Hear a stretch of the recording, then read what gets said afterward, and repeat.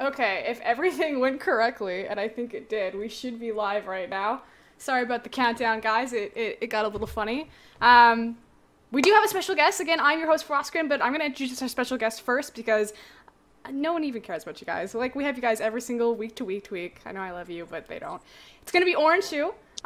Orrin, I'll ask you some questions so you can kind of give yourself a formal introduction, but we're just going to say representing on China Talk LGD. Is that a fair? Yep. Okay. Pretty much. We could use that then. Raz, Esportspedia. Drexen is going to be Esports Heaven, and then Kelsey Moser is representing a lot of people. Yeah, I'll go with that.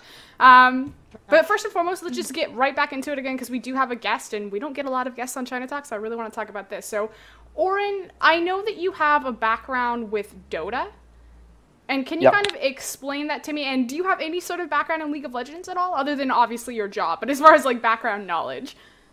So I guess I first came across League when Dota was on the decline, around 2009, I think. Oh no, 2010, when HOM came out and LoL came out, and I tried both. LoL had the cel-shaded graphics and it gave me a headache, so I quit after 2 games. And that's pretty much my experience in LoL. That's the Over the years, and then I played Dota, because I'm obviously I'm for Dota. Then I get too angry at Dota, so I'll go play LoL because I'm a noob.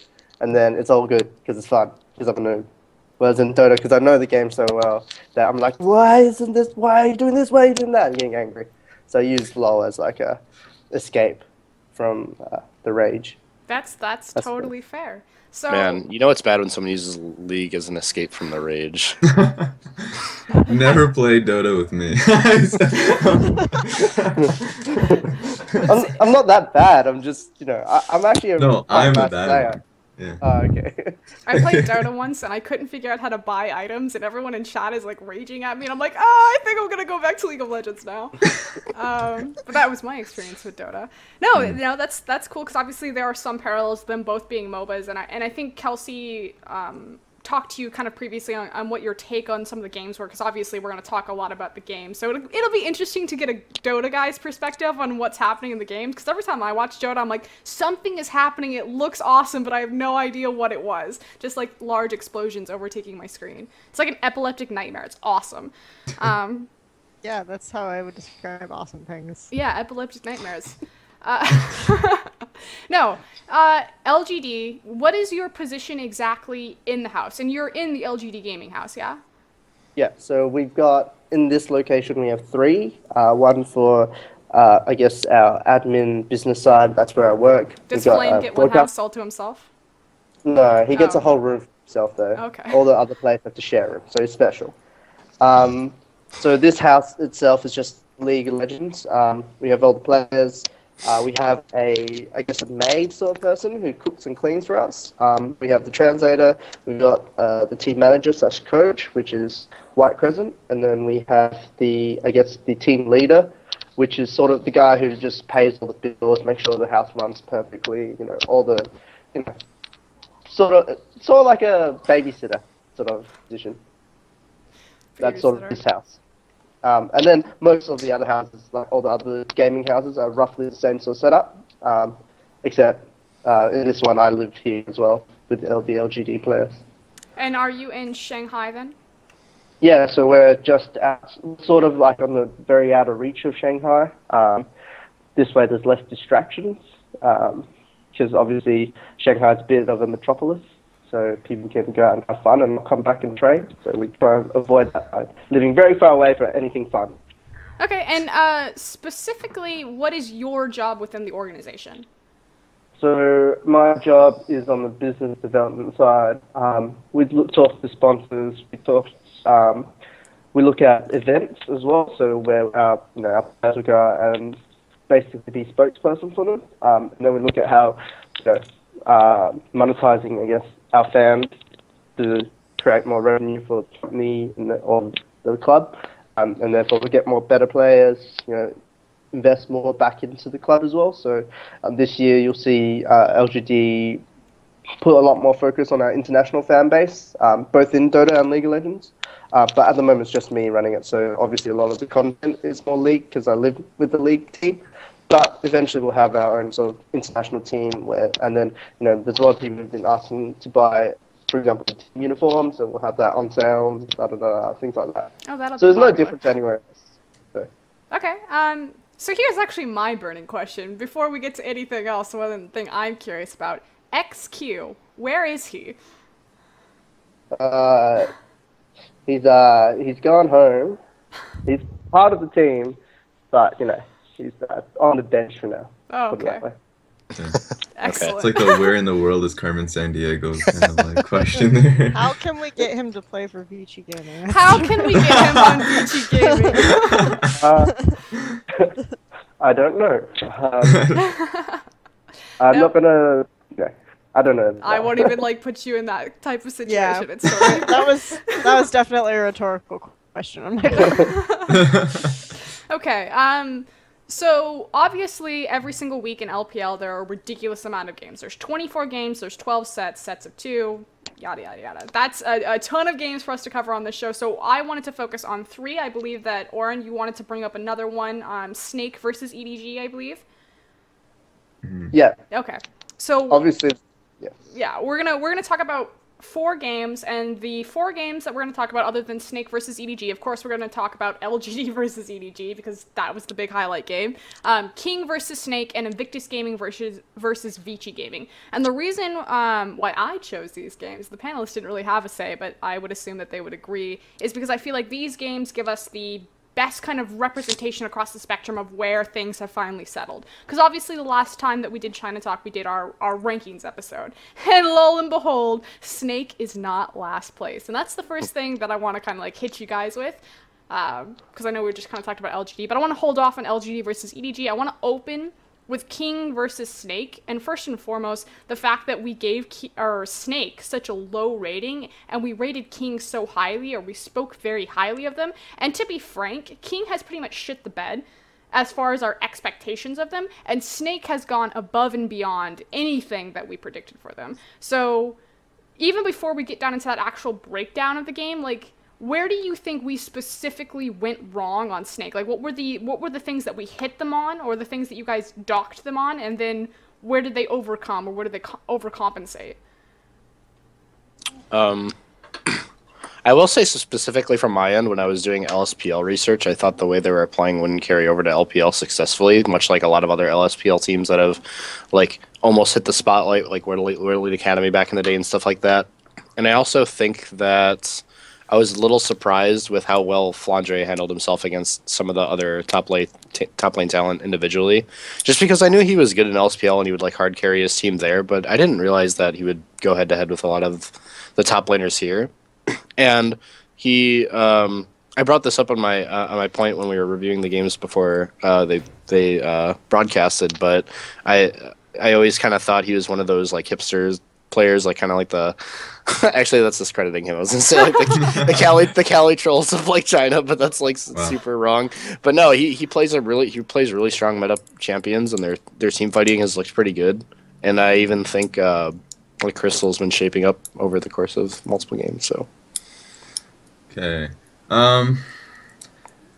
Well, first of all, I wanted to talk about the idea of the scheduling being it favors Snake in the early run, which is at the same time as well, because they had the game with GAMT. I expected them to beat GAMT, but I did later on. I thought GAMT would come together and they would be a better overall team than Snake.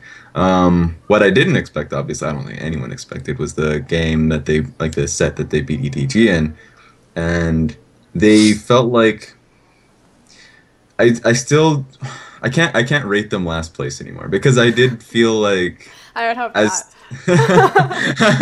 because even though I did feel like the scheduling favored them extremely highly, in the first couple of weeks, maybe just the week 1, week 2, just week 1 actually. It just came down to the fact that We've only had 2 weeks. Well, no, here. Yeah. But I meant I thought week 1 was just specifically going to be easy for them, but. Damn, Beast and Ella actually did really, really well for that team in terms of vision control. Just because they caught out a lot of ganks before they even happened, or just and I didn't expect that. I really didn't. I thought they were just gonna be the like the B tier Koreans coming in, kind of like World Elite class, and they weren't gonna perform, or at least as well as Reborn and Colin did for that team. I'm glad that you brought up scheduling, because I think that there's something that was very unique in how we handled the Snake situation, because if you look kind of across at Invictus Gaming had really easy scheduling as well. I mean, they faced Energy Pacemaker, Gamty, and World Elite kind of before they came up against Vici Gaming, and so it's like no one said anything about IG's like easy schedule. We ranked them not super high, but they got much higher than Snake, obviously, because Snake came in dead last. And it's kind of like, why did we rate IG so highly? Was it simply, like you said, that B tier Korean versus the S tier Korean? I guess I did it. Oh, go on, Kelsey. I just want to say, I think I rated them so low because we saw them when they first had their new roster, and they looked significantly worse than they did before with their older roster, and obviously there are issues with growing pains and things like that, but you can't see a team play do really terribly, and that's all you have to go on, and then say, oh yeah, they're not going to be last place. Like, they did okay in WGT finals, but that was one group stage game that they won, like a couple group stage games before they ended up getting knocked out. So it still isn't a lot to go on, and I don't know. They advanced a lot as a group in a very short amount of time. I think for me the test is still, I want to see them on a big patch, because since WE, that's my test for all of these mixed language teams, is how they adapt, and if they can adapt quickly enough to a really, really big meta change. And obviously, that means, you're referring to the point at which World Elite fell last year and Star Heroicum rose up, was the patch shift away from kind of that protect the 80 carry mentality. Which sounds weird because I just said Star Heroicum excelled, but Lucian was really strong on that patch. No, it's more like the lane swapping and the focus on dragons, because they used to just send like Wei Xiao top, and he would 1v1 the top laner, because Conan could roam, and Conan roamed kind of effectively. But yeah, I think that was out of the lane. Yeah, and instead, like, Wei Xiao refused to kind of adapt, and he still would go top and just farm and farm and farm, and they would give up dragons when Dragon Gold was significantly higher. Yeah, they would give up dragons in favor of him getting farm, and that was a big problem. And you brought up mixed language, and obviously Snake. I'm assuming that they compete with those same issues, and the fact that they have those two Korean players as well. But it doesn't seem to be as big of a problem for them as it did, say, Invictus Gaming or some, because you can kind of see, like, even in EDG, which they looked amazing in their first week, there's some things that are starting to kind of like fall apart, especially in such a team fight based meta like the Chinese region. You guys following what I'm saying at all? I see Kelsey typing in chat, I'm assuming. No. I'm just sitting here. I'm thinking as you're saying this is that we all say stuff about mixed language rosters and how hard it is for them to adapt and this other stuff, but I kind of want to know what Orrin thinks about this, because he has, being like a Chinese to English translator and working with like the Chinese Korean translator, he might have a little bit more insight about what that's like, so. Yeah, obviously I was about to ask him, but thanks, Kelsey. Thanks for my segue. How do you do that? I took your job. So in terms of our team, we use English to communicate in pretty much everything. They do have Chinese lessons, but that sort of stopped since the LPL started.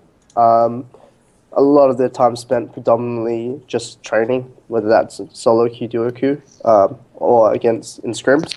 But yeah, 90% of communication is done in English. So, but that said, when I say English, it'll be like, instead of saying nice when you kill someone, it'll be nice-oo, impu, and like it's all Koreanified.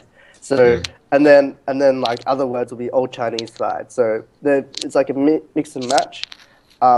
In going ahead though, we're structuring it so that they'll have regular English lessons with me, where we'll slowly teach them more complicated communication methods. Do you teach them the English? Yeah. So yeah, I do. Okay. So we did try initially with just a sort of a translation deck, where on the left was the Chinese word, the middle was like the common way that they would communicate, whether that's in Koreanified English or in Chinese, like in the pinging, and then the last column was the Korean version, so all the players had it, but it didn't seem to work very well. So we're definitely going in the actual proper English training method. Plus, they're really excited. Obviously, S5 is in Europe now, so all the Chinese players like, I really want to learn English and be able to talk to people, and have fun and things like that. So, but that's a bit digressing a little bit. Can I ask? I don't know how much of this is like top secret strategy, but what kind of vocabulary? Like, what is your guys' vocab? Do you guys structure? Because obviously, I would assume that you'd have like set words that. So what we've done is at this stage is that they've listed out all the keywords either in Korean or in Chinese that they think is critical to gameplay. We've listed out in a table format, and then the common version in the middle, so how we translate across. From there, then going ahead, I'll be teaching them the proper way. We'll do it in a standardized English version without any accents to it. But that's only on the list, so they're I guess, specific phrases and words, but that's not good enough to explain complicated methods like, go around this corner to gank someone, or, nuke this guy, not this guy. So that'll be the next phase, but that probably won't happen until in March at this stage. So, like, what are your keywords? Like, gank, obviously I'm assuming go is one. Do you have one for, like, focus, dive? Yeah, so, the common ones that all members have would be like you said, gank, dive, back, nuke, no ulti. Then like we'll say, like in Australia, we'll say it's on cooldown, whereas they'll say that what does Flame say? I can't remember, but they don't say the same thing. And then they've sort of worked out what everything means and things like that. Like in Chinese, because mana is blue, the color blue, so we say blue in Chinese, so lan. Whereas they say MP, no MP, like in an RPG. So there's things like that still needs to get worked out. I mean, it works obviously, but I want to try and standardize it as much as possible. So then at least if they do end up moving or whatever, they're not stuck in one sort of way of like Naisu, Impu, Ikonu, things like that. So. When prepping for games and when working with the coaches, as far as like creating strategy, is it obviously presenting that to the team, because you guys are a mixed language team? Is it presented in both languages, or can you clearly see like a disconnect though of some players not maybe understanding everything because of like transferring through languages? Our translators, we have two. Both. So in China, there's a lot of minority groups, and one of them lives along the border with North Korea. So they're fluent, like they were taught both Mandarin and Korean when they were growing up, so they can translate it perfectly. This is like me with English, but for them it's Korean. So there's no, as far as I can tell, there's no sort of disconnect, especially because one of the translators actually plays the game. That's why he's doing this, whereas the other one's just a normal translator. So at this stage, there's no sort of problem, but I don't know going ahead whether there may be more complicated stuff. So. Are any of the Korean players, because obviously PYL is the captain, and he's well known kind of for like his ability to captain and to lead a team. Do any of the Korean players have input on that, or is it mostly all through PYL? I think the top laners are pretty sort of take a step back. Imp does have a few opinions, and that gets translated out, obviously. But overall, in game, typically, I mean, from what I've seen, watching their scrims and stuff, it's pretty vocal all across. But obviously, PYL takes the driver's seat most of the time. But it's pretty even, as far as I can tell. Again, I'm not a huge connoisseur of League of Legends either, so it's hard for me to tell. Do they get along? Yeah, there's no problem. There's a few things that they don't like about China, the Koreans. But it's not the players. Like that, Okay, like here's that, Here's a major fishing question for show me. where Imp was like, I'm not eating that. Okay, that's what I was about to ask. Is it the food? How is the Chinese food? Because I have had bad experience with Chinese food. It's a really bad. Our maid's pretty good, I think. Like, you know, it's definitely not to their taste, and so the management, people above me, have decided that they're going to get takeaway Korean for every single meal now. So while we look for a Korean chef, but you know, each player has their little quirks. Acorn has the least amount of problems out of all the players in terms of getting accustomed to it. He really likes it, from what I can tell. And then it slowly progresses to more and more sort of requests and needs. I'm not gonna go elaborate more, but Would you say that Acorn is the most mature player out of all of them? yeah. I mean, the translator tells me he can tell from like talking to him in Korean that because he's done his national service, there's like a massive difference between that, like Imp who's not done his national service. So he thinks he's definitely way more mature, and I guess that might be why he, you know, takes things more easily than certain other players who shall not be named. I have so many assumptions that I'm just making. Okay, Orrin, you haven't actually chimed in, and you were the one who wanted to talk about the Snake versus EDG game. And in fact, let's lead it with this. Like, before you kind of break down into that game and give us your thoughts, can you tell us what LGD thinks of Snake? I mean, obviously they haven't faced yet, but I mean, this is my opinion from what I can tell from what talking to them. It may not be there, so, but it's obvious that Snake is definitely a tier below the top tier teams of China in the LPL. But Snake definitely proved people wrong on Friday. I think that's when they played. So you know, we gotta prepare. I suppose I can reveal. I mean, scrims don't mean much, but we have lost to Snake in scrims as well. So they're definitely, you know, was a massive confidence boost for them, and we, you know, we're not going to take them lightly, but they're definitely not. They're not EDG level. Like, by far, talking to no matter which player you talk to in China, they think EDG is the team to beat this year, and like OMG might be second, but there's a big gap between. I think, so from what I've noticed of the way EDG plays and Snake plays, that Snake's style is almost like a counter to EDG. That and Snake's pick and ban phases were much better than EDG's for those series. Like, they got ridiculously good combinations and champions. And so EDG typically, and I think this is why you guys struggled with them, is because I think you have similar issues with the early lane phase not being as good as like the late game coordination and map movements and team fighting. So the way historically that it's been, and it's changed a little bit because EDG is not exactly the same team, you beat Edward Gaming is only in the late game, only in the early game, excuse me, because like the late game, if they're ahead, they'll just destroy you. So I think that has a lot to do with it, because like the rising teams from LSPL are very proficient in the snowball and making those early game decisions, and it's in closing out where they struggle a little bit more. Mm-hmm. what are your thoughts, Orrin, on the games? Or the Snake versus EDG?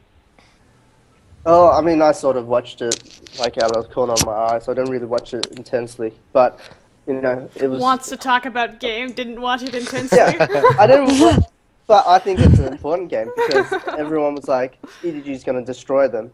Why watch this game? And then they lost 2-0. Like, it wasn't even a 1-1 loss, it was 2-0. So, I think Pawn is weak. I think the reason why... I mean, he got... I don't. He's not a team fighter like you was. Yeah, exactly. I don't think he's a bad player. It's just in like he's thrown into a situation where he doesn't have to serve the role that he did on his old squad, and so he's very unfamiliar with that. That's how I feel. And I feel like that was the key problem of this episode was supposed to be about identity, like the team's identities and how they've shifted and how they've kind of created them, and particularly in, like Kelsey, what you were saying, like Snake's stylistic matchup to EDG and what EDG used to be to what they are now. And we did this in our LPL showdown, kind of the recap. It was mentioned is that EDG is a very different team now, almost like they were known for like their team fighting presence, almost Samsung Blue-esque, and now it's, I don't know if I think it's a combination between Pawn really and Koro. Koro's role changing drastically in the team makeup just with his champion pool and kind of the new position that he's taken. And Pawn, I feel like if Pawn doesn't get his snowball, if he doesn't get control in like skirmishes, because he's really good in like 3v3s, 2v2s, 2v3s and things like that, he just completely falls apart in like a team fight. And again, when you're in China, and team fighting is so important, especially against a team like Snake. That's just my take. I want to be able to, because I have a massive gripe with Snake, but I feel like Snake is such a, they're really improving as a team, and it really all started from LSPL, in which they did have that snowballing style, and they did have that one-dimensional play that they've always had, and I feel like they've understood that they needed to improve in that sense, and so near the end of the LSPL, they kind of like, they went for a more meta play, like you started seeing like Gragas plays. This was when Gragas was like a major top laner. Those days were sad days. But yeah, like he started playing those meta top laners, and he was like, obviously at that point Snake wasn't really. Whenever they played that style, it was like okay, it felt awkward. Like they weren't playing it very well. And so now we see Beast and Ella kind of round out Snake's faults with their vision control, and at the same time, Beast has been a very, I wouldn't say he's insect-esque, but he goes in when he feels like there's any, even if he doesn't feel like they can win the fight. I'm not sure, I can't like say what he feels like, but it feels like he'll just go in at any point, and that's a very weird thing to say, but he's trigger happy, I'll say. And so I feel like, man, okay, because I have so many gripes with this team, and I want to be able to air them out and why I feel like they are. I'm so sorry for like taking over this because okay. I've turned into the Snake first, hater. Let's structure you a little bit. Okay. What would you say is the identity? Because obviously, as the LSPL person on the show, you have the most experience with Snake. At least it's kind of following their rise. What is their definitive style? Like, if EDG was late game team fighting, which obviously they've shifted away from now, like what is Snake? How would you define that team? Okay, so we always have a DPS champion on Flandre. He wants to be the damage of the team, regardless. Like, and of course now he's playing Rumble. Gnar is his big thing. So if he gets his hands on Gnar, or if they decide that they have that first we're never pick, going to see like a Maokai. Yeah, we won't see a Maokai. And He if it played happens, Maokai it's last weird. night, though. Yeah. Like if it happens, then it's like. He's been playing a lot of Rumble and Maokai. Yeah, so I don't know. It's working out for him, but it kind of puts the emphasis on the other players, which I want to go on to. Because DotA gets Xerath every game. Yeah. Yeah. Oh my It's god. ridiculous. Only one team has actually banned Xerath away from him, and I still haven't seen that game, so I want to be able to analyze that later tonight. Are they using it in tandem with Severe? A little, yeah, in some games. Yeah. Okay, this is what I don't understand about this composition. Like, I feel like people play one Xerath game in like a scrim or something, and they're just like a god because they can just kill everything from far away, and they're like, this is an amazing champion, this is so awesome. But so many times in OGN, or Lick, or whatever you want to call it, people will pick Xerath and they'll just get like shit on. Why wouldn't you just pull... He's a stop sign, that's what he is. He's a giant blue pole, and you put him on a severe composition, and you just make him go really fast, and I just don't understand that concept at all. Like, I guess you can kind of engage with the team and then kind of like pot shot from really far away, like Xerath doesn't have to keep up with the severe like team if it runs ahead of him, but why wouldn't you just pick severe against him and just like run into his face? Or pick Jarvan into him and run into his face. Like, this is what... Like, obviously, you don't have to ban Xerath away. You can just jump on him. So you can, like, pick, like, to deal with it. And I don't understand... I think later on, as the season progresses, teams will, like, learn how to deal with him. Because it comes down to the fact that... I don't know if there has been research done, but I do know that they don't take it... Or at least they don't take his Xerath pick seriously. Like, even King, when they played against it, they kind of... Like, I felt like they knew that they were... picking against the Xerath pick, because they first picked Azir, which is really risky in the sense that, like, of course, like, that's what Snake immediately picked Kassadin next, and they were like, is that going to be a Kassadin counter pick that we all see? Like, no, that's a Kassadin going top lane, and they're going to commit like Xerath to the mid lane, and it's like, okay, well, he got ran in on in like early game, but it didn't matter as they started to outscale. It was, yeah. I don't.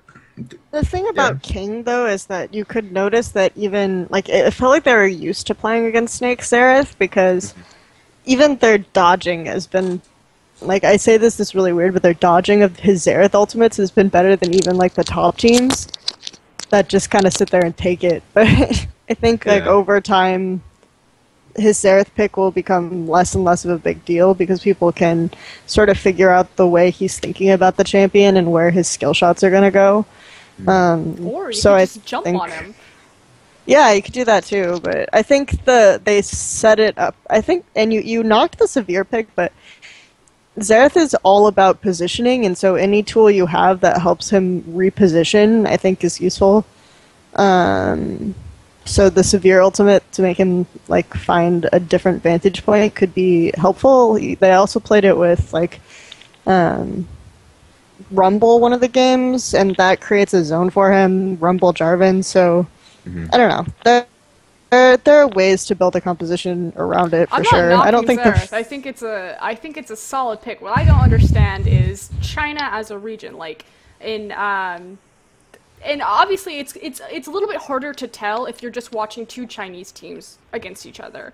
But if you put a North American challenger team against a Chinese team, for example, maybe, like these teams, they pull the trigger. And no matter what team, even if it's a low bottom tier team or LGD, like those teams, when they go really, really hard, and suddenly everyone's flashing. It's like one pick becomes 5 people, and they're all on top of you. And so that's what I find really curious, why Xerath is able to work, because historically, poke compositions, and of course they've been on the rise since Worlds, but historically they haven't really worked in LPL.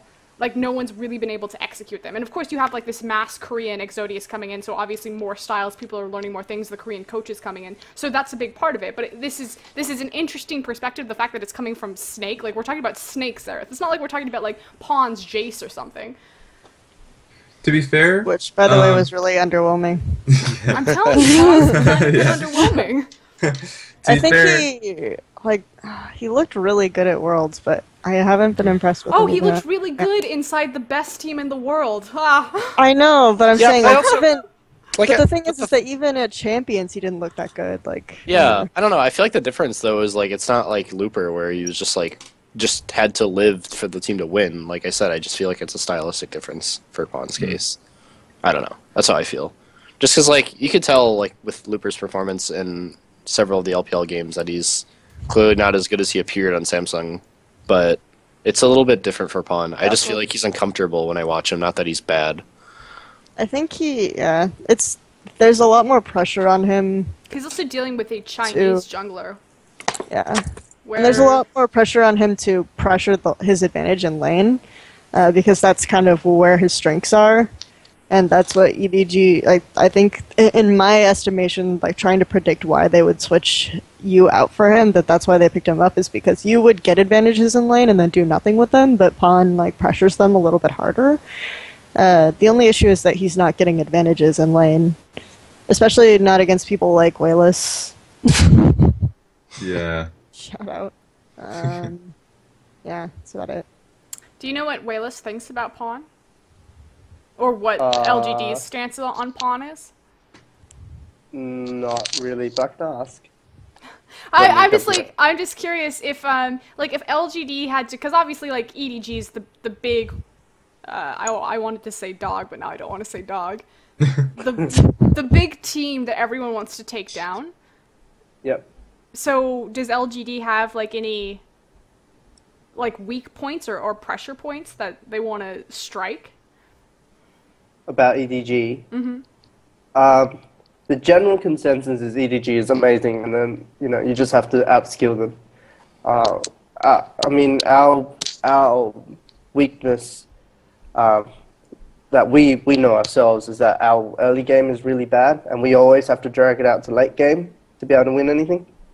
And that's something that the team wants to work on, and whether that's part of how we beat EDG, might be why. And I mean, from an outsider watching, our initiation sometimes is a bit sketchy. They'll jump in and it'll take another 3 seconds before the rest of the team goes in and helps, and then you get wiped. So that's from an outsider looking in. But the team definitely knows that early game needs to improve before they can beat someone like EDG. EDG just hands down is just it's the best way to explain it is that people talking to, from what I can tell, is that they said that when you play Samsung White, you don't know what they're gonna do, and EDG is the same. When you play EDG, you don't know what they're gonna do, so you can't counter something that you don't know. That's what we think at the moment. Yeah, that makes sense. And again, like just because people are, I think, pulling a little bit too much from the EDG versus Snake game is like so much went wrong for EDG and so much went right for Snake. So like I feel like not to discredit Snake's win, of course, because they obviously have been getting better and their vision, like with Beast and Ella has been really good. I mean, in the first game it was like 12 minutes in, they killed off Deft early, and then he just died over and over, and then they just put like deep wards really deep into the red side of the jungle, and they did snowball their advantages, but I also feel like it was a weak game for Deft, and I feel like EDG's drafting was bad, and the last game there's like I feel like it could have gone either way, but EDG did some really questionable stuff.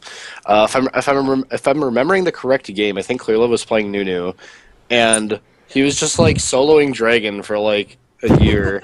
He was just like punching it for like 3 minutes, and then Beast comes over, and then he's like, "Here you go," and he just walks away, and then Beast finishes it off, and then Snake wins the game, and I'm just like, "Oh my god, this is literally the worst."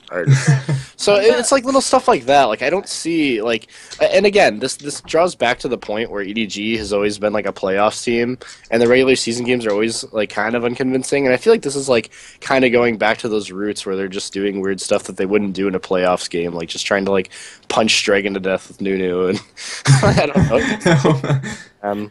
That on top of their drafts, it was like Snake played well, but it wasn't like a full strength EDG, I would say. So I don't want to too much. You have to think of it from EDG's point of view, right? Every single team, like other than EDG, is like EDG's best, EDG's number one. So you're going to go in playing like pretty much one of the bottom tier teams, pretty confident. Plus, from what I can tell, most teams don't really take the first half of the spring split very seriously. Right. So they're just going to be like, well, and a lot of teams, we're testing out things. That's why you see Flame and Acorn going on all the time, pretty much every single game. Like we're testing new strategies, who's better, who's weaker, and I think a lot of other teams doing that as well. So, I mean, it is an upset, but like you guys said, I would take it with a grain of salt. Like I came back, I was like, yes, Snake beat EDG. We got a chance tomorrow. We're gonna beat them, and then I'm gonna look so awesome on China Talk, and then we got destroyed. That's the goal. Look awesome on China. I said, I came back. I said that to the players, the team here, and they're like, nah. We think that they're gonna like train twice as hard because they just got beat by pretty much one of the worst teams in the league. Like, you're not going to take that down, right? You're going to be like, go home, you're going to start training, you're going to be like, going to go Q, you're going to make sure that you see all the strats of who you're playing next, which was us, unfortunately. I love how Snake just kind of called one of the worst teams, and like, DotA's retirement home is in this league. Yeah. But I mean, that's what the reality is, right? Like, if you're EDG, you come home, you've lost to someone that you were meant to be, you're going to be like, well, I can't lose again to LGD, right? I've got to prove that I am the best, because everyone knows we're the best. Sorry. No, I was going to say this, and then they brought it on Saturday. What about patience? Which now we can talk about LGD versus EDG then, and I'm glad that you brought up Flame versus Acorn, because obviously we had the side-by-side comparison, and even better, we got a Flame on Rumble into a lane swap that LGD initiated. That's painful. What? So like? This is okay. No. Just I just want to set the stage for this, because going into this for our LPL breakdown, showdown, whatever you want to talk, like the little preview before the games that we do, we talked about how Flandre had just had a ton of success against EDG. And so to me, I'm like, oh my god, LGD now has like, because we had heard that LGD was not going to run Flame in these important matches like EDG and OMG. Was that true? Yeah. Okay. It was a last-minute decision to change. So last-minute decision to change to Flame, and I'm sitting here thinking like Flandre just had a ton of success against this. Like this is Flame's time to shine. Like he now becomes a super viable and valuable option. They put him on Rumble. They lane swap him. He pretty much gets dumpstered in the first gank by like 20 people came down. I think there was only 4, but 20 people came down to his lane. I'm pretty sure every single member, because I was laughing about it. It was funny. But I mean, like, yeah, you go first. sorry. I just wanted to go back to. Well, since we've moved on, it's not even like. Yes. Sit down. We're talking about Flame. I got wanted dumpstered to on talk Rumble. about the EDG adaptation thing, but then you like destroyed my Nope. Done. moment to shine. Rest in peace, Kelsey's mojo. Yeah, exactly. Yeah. So, here's my question. Is Flame ever going to come off the bench again? Well, he did last night, so. But you know what I mean? Like, in one of those important matches. Like, what, Like, are you did the guys team... gonna rich it? Yeah. Did the team blame... Because to me, that's not Flame's fault. That's a pick ban issue. That's a rotation issue. That's a lack of communication issue. Mm-hmm. But that was very clearly not Flame's moment. Yeah. They had a team meeting at noon today. I wasn't there. I went to the work office. So I don't really know what they said, but I know that there was a big long meeting for, I guess, the lower management as well as player management on Saturday night, I think. Was it Saturday or last night? Last night. Yeah, last night, because I got drunk. And so there might be, I don't know, there might be changes, there might not be. But as far as I'm aware, at this stage, oh, sorry. As far as I'm aware at this stage, we'll keep trying both until Chinese New Year, when we go on break, and then something else may happen or not. I don't know. That all comes down to the coach's decision. At this stage, at the start, it was, you know, they're voting, and so they voted for Acorn first, because Do the they've players been playing vote, with or is the support Yeah. staff voting? Okay. No, the players voted initially, but going ahead, it will be up to the coach to decide who plays and who doesn't. When they voted, do you think it was more of like a stylistic decision, or was it like what you were referring to earlier, where they feel that Acorn is the more mature player? No. So they voted purely because they played with Acorn longer, since mid of December. Okay. And Flame So I only just came right after New Year's. Okay. So yeah. Okay. Makes sense. Yeah, that makes a lot of sense. I do wonder what will happen, because I do feel like it's, of course, we're more inclined to choose Acorn now over Flame. And there's like, I don't know. At the same time, I mean, you have to think, like, Acorn's games, he got ahead in farm, but he had a lot less map pressure than Koro. So I wouldn't say that, like, and his targeting in teamfights were pretty bad. Like, he would dive the Annie. Mhm. I mean, it's both of those players Well, had weak points in their game. So Well, I wouldn't obviously, say that it's just like, we're not taking like Acorn versus Flame, but obviously in the dynamic of which these two have very different strengths and how they're being executed by the team, Acorn is being executed far superior, not only in just the blatant picks, but in like the style of how he fits with like the team. They find a lot more success on him. So I will say that like I agree with you, Kelsey. Like obviously we're not trying to say like Acorn's so much better than Flame or Flame's so much better than Acorn, but LGD is executing Acorn better. I mean, in Flame's defense, though, like, the team was obviously on tilt after they could have won Game 1 against EDG, in my opinion. They lost the second team fight around, I think, the Dragon or Baron. I forgot which one it was. So, going from there, and then they're already on tilt, and then we put on Flame, who, I mean, arguably, Acorn is more stable, I suppose, a safer pick. You know, to an extent, from an outsider, again, maybe a recipe for disaster. Whereas you look at other games where I just like talk over people 100% of the time. I didn't stop that. Okay, no. Shame on your ass. We're pretty much arguing about like Acorn and Flame and which of them is like the problem in LGD when fucking Chwin's in the game. Like, let's just take a moment and kind of go back to our roots of China talk. this guy, because you talked about engagements and how someone would go in, we're not going to name any names, he might be a jungler for LGD. He might have changed recently to TBQ, we're not sure. Wait, I don't know. This is just a guess. More news at 11. But he still looks awful. And by awful, I mean just frankly mediocre. You have much higher caliber junglers. We talked about this before they picked up these huge Korean names like Flame, Acorn, and Imp, how the weakest core member of the team is still on the team. And you don't have to nod, Orrin, you can just like sit there and just look pretty. Because obviously we're talking about... But frankly, Chwin looks like a problem. It's debatable. I do think that Debatable? like it's only debatable in the sense that he doesn't have to do anything because he has this because he has the. But he jumps in and dies anyway. He got out jungled. But that's by not fair Cleo. because that's like putting him in the position of like the looper of LGD or something. Like where you don't have to be that good because But we'll that's all literally- just carry you. Like that's not fair.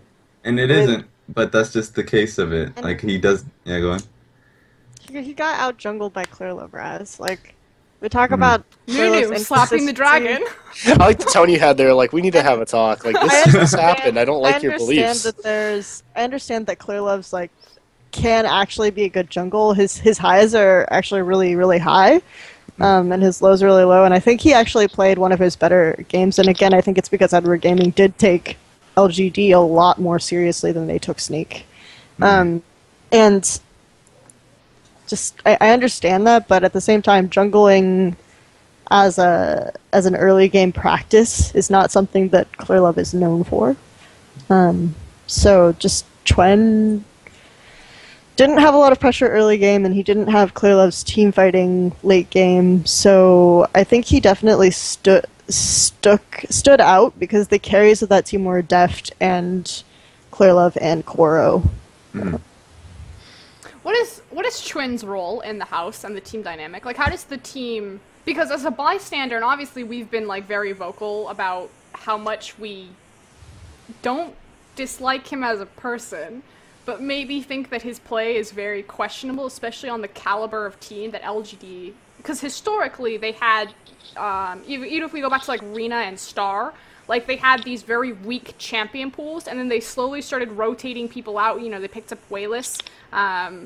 Their top laner was kind of like, but again, we've switched him out for now, like, Acorn and Flame, and now we even took this amazing Chinese ADC and XQ, and obviously Imp's going to be an immediate upgrade, but we still have this jungler. The other thing is that I've noticed that Chwen seems to be, at least from, like, I read the AMA questions, and I don't know, I think he has a bit of a personality from what I've heard from people who are, I guess, fans of LGD who speak Chinese.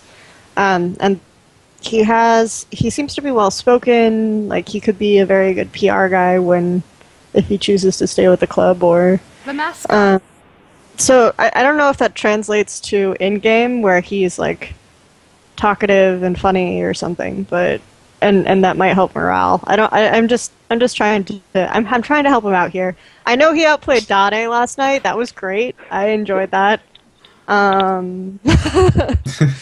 Yeah, when the DotA shadow, and I don't even know what DotA was doing. Like, that was what that series was, is like, what is DotA doing? But DotA had the Zed play, and he left the shadow, and he went out and tried to, I think, assassinate Imp, and then Chwen just like threw the Lee Sin Q and hit him, and then when he went back to his shadow, he followed him all the way to the pit and killed him. Just like, yes, go Chwen. But then we remembered that Chwin was outplayed by Conan's Vel'Koz support. And also that Conan is now benched. I do want to say M3's games last night were pretty funny, just because there were so many, like, mess ups in the entirety of the game. There was like one point in which they were going in for a steal on red buff, and Looper went in for a teleport that was just really, really poorly done. It was What? like The and teleport it really king? That's Messed up teleport? exactly. It was like you started to really understand the it's almost like value it's a of full team effort to have solid Yeah. team. Oh, that's weird. It's like you need to communicate to have the teleport. That's weird. It's like, that's when you realized Looper was just a fish out of water because his qualities as a player does not translate when you put him on a different team. I just like the assumption just from like a casual viewer that like when you're teleporting, you're just kind of like your team doesn't have any say. You're just like, no guys, don't ever communicate. I always know. You just like you just teleport whenever you want. Like this will always be the correct decision. It's like no man, it doesn't work that way. Which team used Scion for the dragon? I can't remember. Like that. That was Energy Pacemaker. Was yeah. it Energy Pacemaker that used the Scion and they killed Scion on the dragon and then he used his zombie form to like push it down? Like if Using Jay? Yeah, I think it was. I just want that to be like if I could ever just take a play and just be like, this is Chinese League of Legends, like that would be the play. Like not the DotA outplay, not like the shitty teleports, but killing Scion on dragon. Like I also. Was that planned? Sorry, I thought you were gonna go. No, it's cool, go. We're having like this weird thing, we're being really polite about talking over each other. I think it's because Orrin's here. It's like the family at like Thanksgiving where you're on like your best behavior. You're like, I promise I don't talk over you. But oh man. So yeah, those games were pretty funny. I think LGD was blowing off some steam in those games, and mostly the question was like, what are DotA and Looper doing now? Yeah, I think definitely we talk about people not taking the first half seriously.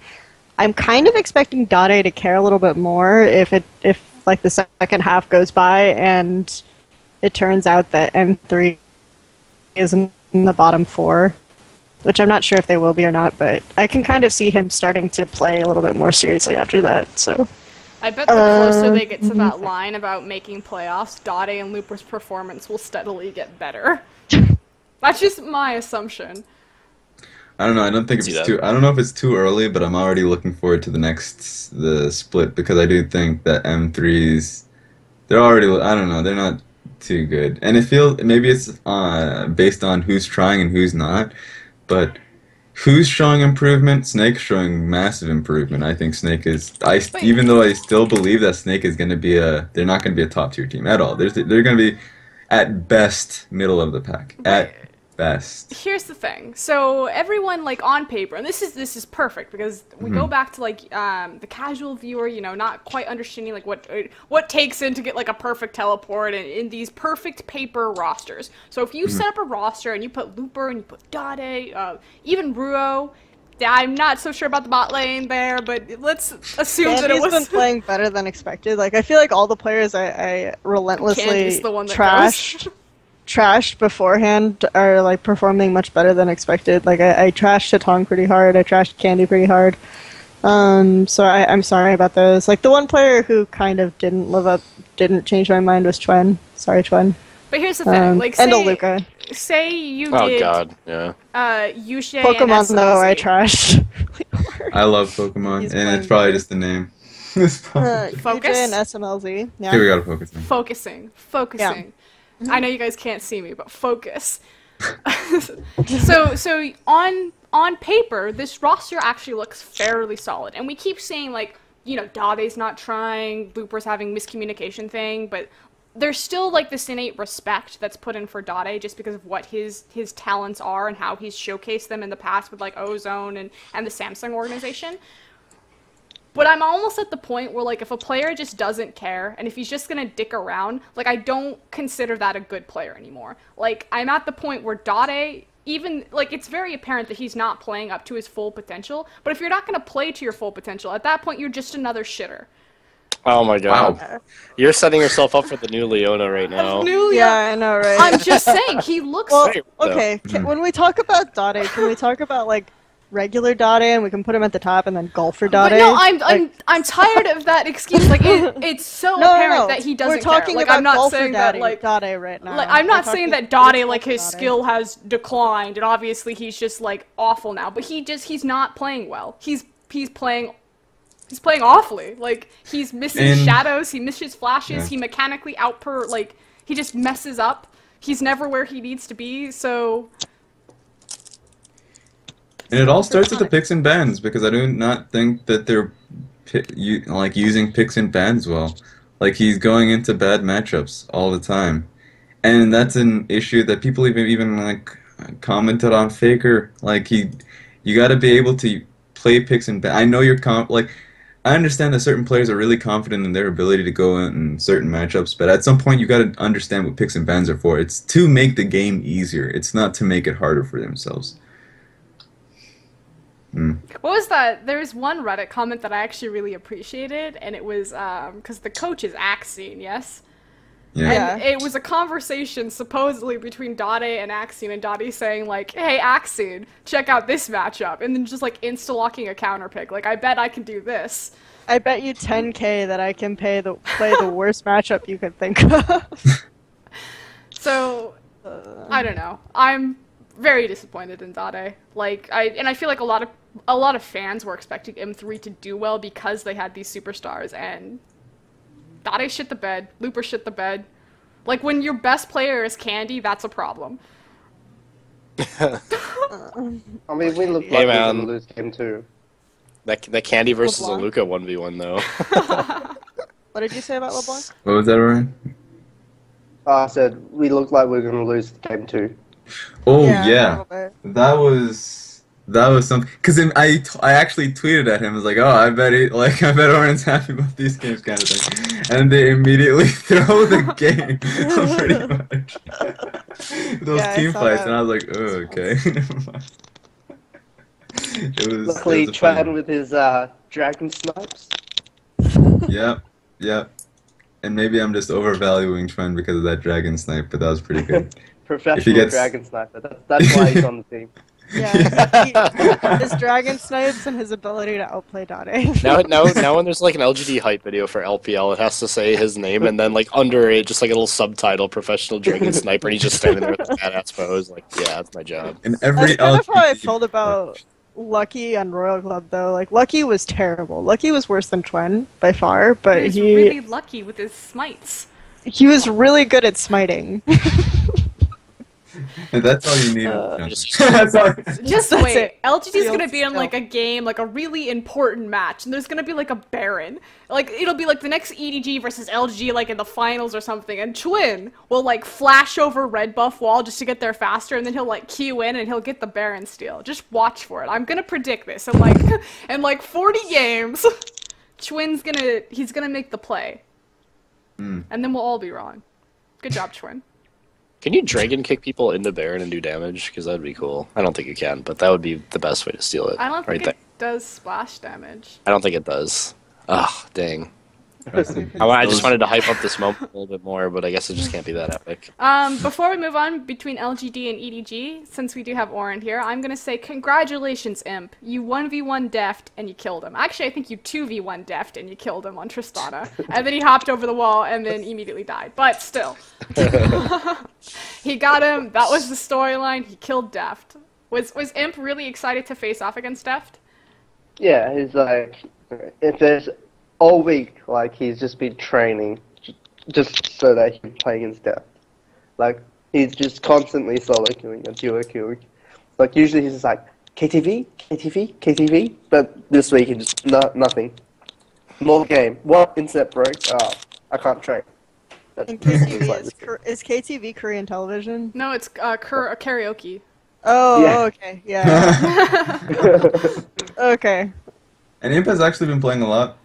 Like he didn't play poorly at the first week at all. I think I just felt like this was a typical Imp fashion. Like I saw the aggression that he played this week, regardless of what champion he played, and regardless of who he was playing against. There was one time where he just had static shiv and he jumped on, I think it was DotA's LeBlanc, and you were like, "Geez, that's risky." I don't know about that. If like he could have been bursted down, but at every point he wanted to put out as much damage as possible, and he was playing really solidly. But then you remember he that solo DotA killed doesn't DotA care. a couple times. Yeah. Yeah. This isn't no, I'm done with this. This isn't an accomplishment anymore. Until DotA No, figures his shit out, like I'm he doesn't not get saying to be it's an DotA. accomplishment. I'm saying it's funny. He gets to be that random mid laner for M3 that's like counterpicks himself 90% of the time and like shadows into walls the other 10. Like Constantly loses to Wayless. IG versus Vici. We were supposed to do like the 3 games and then we got like distracted. But I want to talk about Invictus Gaming versus Vici Gaming. It's a tie. It's a tie. Yeah. Yeah. This is sad. Pretty good chance he's not going to be starting, I'm assuming. You think? It's sad because on paper the Pokemon is worse than Save, and Zatai is worse than Rookie, but you can't obviously play both of them, and this on paper the skill difference between Zatai and Rookie isn't as big as the skill difference between Pokemon and Save, but I think it's just that Cacao and Rookie work so well together. Yep. That it makes up for so much of the Pokemon issue, which, again, I think I oversold how bad Pokemon is. He's been playing okay. Well, the importance of this match... We haven't really seen him against a super strong top laner, though. Yeah, Amazing Jay is not a super strong top laner. and that's he's really... he's a good laner. That's all I can give Amazing Jay. And I think that except for when he dies to Dragon at level 1 and then is 2 levels behind. Mm. But that was the importance of this style match, points. the fact that Vici Gaming, because their scheduling, again, if we take the scheduling, it's been very, very different. On Invictus Gaming's side, yes, they were the only undefeated team, but they had faced off against arguably the weakest teams in LPL, whereas Vici Gaming has faced both, the top 2 teams. So, and I'm trying to remember in our power rankings, we ranked these teams very close to each other, but I think we put Vici under Invictus Gaming, and so, No, we put Vici over Invictus Gaming. Did they sneak in over? Well, either it was Vici They Gaming were and right then, next to each other, yeah. Yeah. And personally, I think a big part of that is that there was question marks over Carrie and Hatong and kind of their place in the whole Mata, Dandy, Vasily. I had no question mark about Carrie. I had question marks about Vasily and Hatong, but The weirdest thing is that I didn't even have a question mark over Vasily, even though I should have. I just had a question mark over Hitan. And I felt like Vici would be a great team as Kelsey, time... pull your microphone out of your nostril. Thank you. But I was, for instance, I thought Vasily would turn to form. I thought Carrie would do pretty well. I was kind of question marking over... No, okay, you don't get to say that. Okay. I just called DotA a shitter, okay? And we're gonna be just as harsh on Vasily. Vasily is in a region with Uzi, Name, Deft, and Imp. They are... Yeah. I can think of so many more qualified 80 carries just from the Chinese, because he's now from North America, from the Chinese region that I would have put before I grabbed Vasily. And Vasily has performed on 2 champions. He performed on Severe and he performed on Tristana, which guess what? Tristana's his champion. That's to me, I almost think that Vasily and Wild Turtle kind of have the same issue in that they perform really well on a very specific champion pool. But if they don't get that champion, it's pretty much nothing. It's just non-existent. Wild Turtle is easier because he doesn't have as stiff of competition. But when you have the competition for 80 carries specifically that you do in China, Vasily's not even, I don't even consider him good then. He's just mediocre. That's fair. I understand. I felt like I kind of overvalued the 80 carry hype that was in NA. I actually really did. I felt like Vasily was going to be pretty much on the same tier as... You did not. As maybe... Raz, please. Kid. There we go. What? Raz, please? Yeah, Raz, please? Okay. I'm sorry. I really overvalued NA's 80 carries. I really did. I mean, even when you're watching it, it's really hard to gauge because he's laning with Mata, so I mean... Yeah. This is the thing, he has it's not Dandy a fair and comparison. Mata. He'll go 7-1 in games, but then in other games he'll just feed, because I feel like those are the games where Mata is not controlling the situation. And then even when... even if you're talking about Vasily versus Tail, no one really knows and cares about Tail right now on Gansey. I care about Tail. I think he's going to be very good. Tail is the better 80 carry. But even just against Tail, when Tail was behind in score and behind in farm, I felt like he had a greater impact on the game than Vasily. There were so many games, and then when you watched last night versus Invictus Gaming, there were just so many fights that Dandy, Mata, and Carrie, and even Hatong just won without Vasily even attacking anything. I don't know. He's not doing the. I would love to see the damage to champions outputs from those games. Right? He's yeah, the trend and of Vici Gaming. And even if it's positive, like that's not to try to totally discredit him or anything, but like the view will always be skewed because of his teammates. Like we'll never really get a great gauge of Vasily until he's like super outclassed, and it shows that like no matter what Mata does, he's pretty much hopeless. I mean, I don't know if it'll get to that point or if Vasily will like rise up, but like for the most part, from what I've seen, it's basically Mata carries the laning phase, and then his team does the rest. And yeah, I don't know. People used to say this about Imp, but I feel there's definitely a difference. No, there's a huge difference because Imp is individually really skilled. He just needs a leash. Like Vasily, it's like a different thing when you're in the region with that many strong AD carry talent. So I just want to underscore that. Yeah, it's not. And think about Vasily's There's a play difference. style. Like if we think about like the essence of Vasily, it's always going to be that Tristana play and him jumping forward, and that's still like something that people use as like he plays like Vasily, he jumps forward. But there's a very definite difference in how Vasily gauges a situation when he jumps in and immediately dies versus someone like Uzi, someone like Name, someone like Imp, someone like Deft even. You know what I'm saying? Like, and then being flanked by Dandy and Mata and still not performing. Yeah. Yeah. He just has a lot of leeway on that team. I don't know. It's really hard to gauge. I mean, it's not like he's been blatantly feeding or anything like that. Granted, it'd be hard with the team he's on. So it's just that I do feel like he's kind of an anchor in terms of Vici having a higher standing in the LPL. Yeah, I really thought that Vici would be kind of like an all-star team with the laners, except for maybe the mid laner. But it turns out their mid laner, Hitong, is actually really, well, he's like really what carries that team along with the rest of them actually, except for Vasily. So it's like, okay, well. Does LGD have any thoughts? Is Imp ever vocal on who he respects as an AD carry? I haven't. Deft, probably. Deft. He just respects no one else. I mean, you obviously have to respect any AD carry, but as far as I can tell, I mean, I haven't really asked him the question either. So. He had that PR moment at Worlds where he walked up to UZI and was like, "You're the better AD carry." He doesn't talk about that. And then he got into the finals match. He was like, "Okay, better AD carry." I'll show you this time. I'll get you. No, I mean, Vici is an interesting team to put. I can tell you this. PYL is very impressed with Vasily's sculpted body. Well, he's that going for him. So I can tell you that one. Whoa, that scared me. I heard sculpted. I was like, what? No. Sculpted body, okay. Deep in my picture folder, I have a picture of Vasila. No! Is it really that deep, Raz? Really?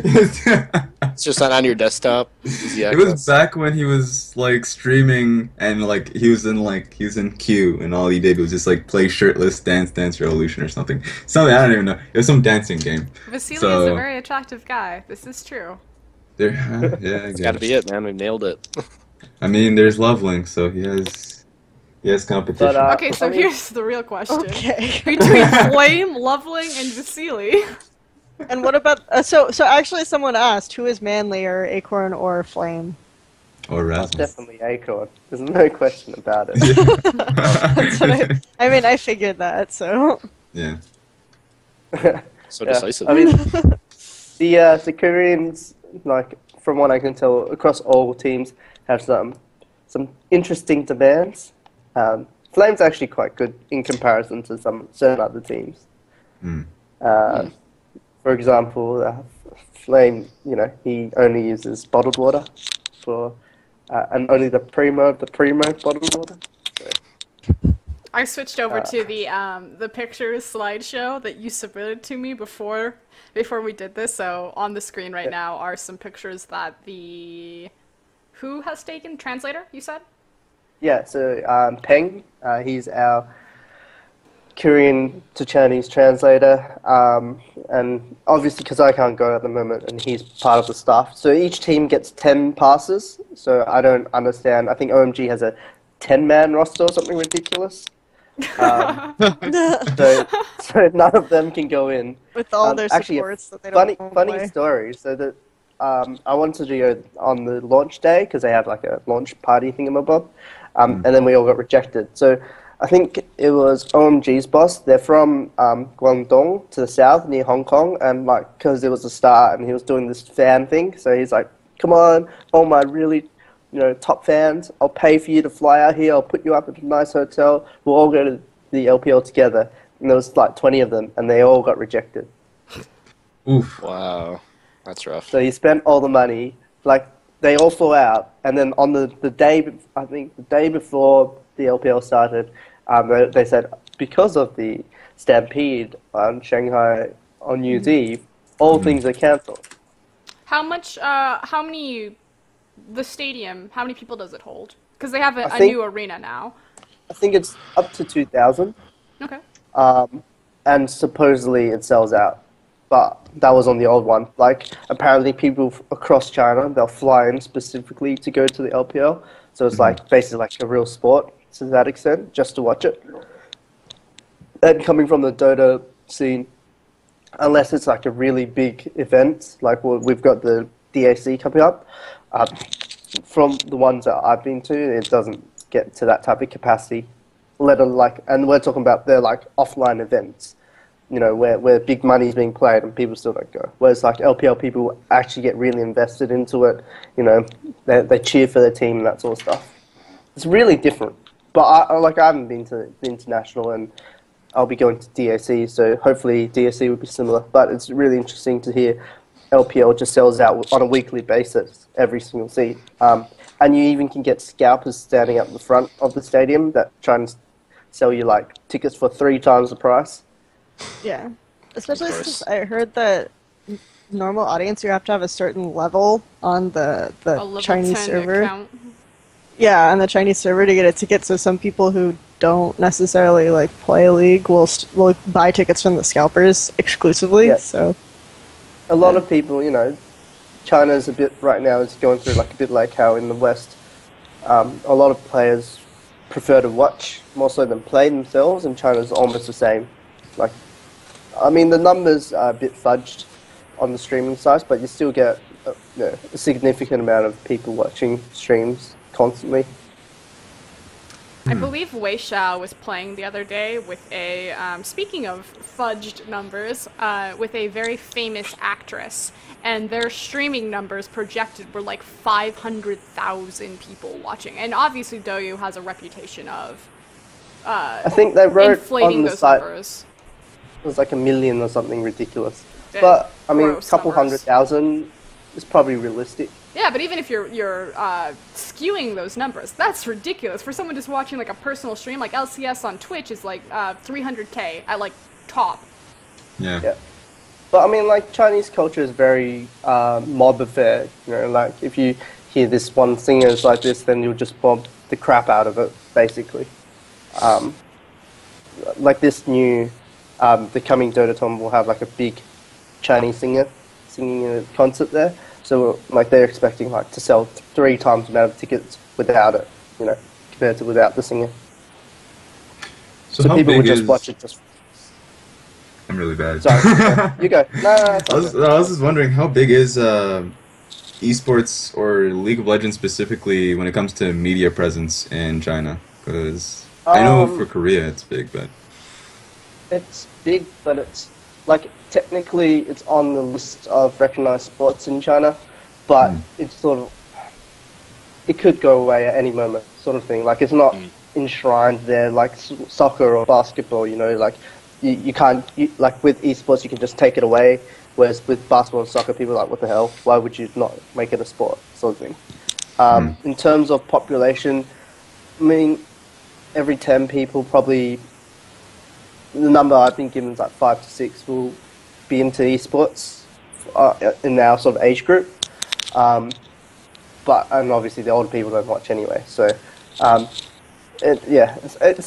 it's big, but you have to remember we've got 1.1 billion people, so it's bound to be big, but the percentages might still be the same sort of thing. Yep. Obviously the best pictures are the ones of Flame getting his hair done, as Kelsey said. team made. He actually did have a joke about how he was being reduced to the butler when the rumor was that Kakao was going to LGD, so... But is Chun, like, really... Is he valuable to team morale? Is he one of the key components in helping create strategy? Is he very vocal during games? Like, what is... I'm just trying to figure out, like, where his worth is weighted. Because right now...